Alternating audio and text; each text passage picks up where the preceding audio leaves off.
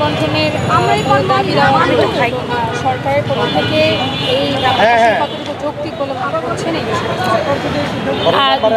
আমাদের উপরে যে করটা সরকার দাবি করেছে এটাকে আমি বলবো আমাদের বাইকারদের প্রতি একটা জুলুম।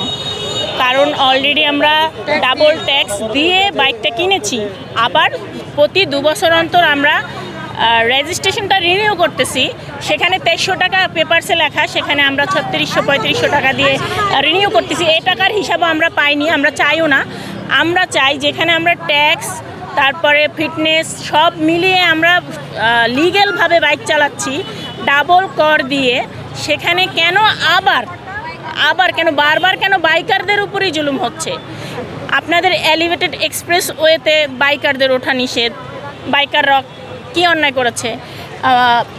পদ্মা সেতুতে মানববন্ধন করে আমাদের পদ্মা সেতুতে উঠতে হয়েছে।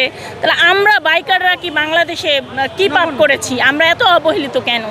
এটাই আমরা বলবো সরকারকে, যে আপনাদের কাছে একটাই দাবি, আমাদেরকে এই দাবি থেকে মুক্তি দিন।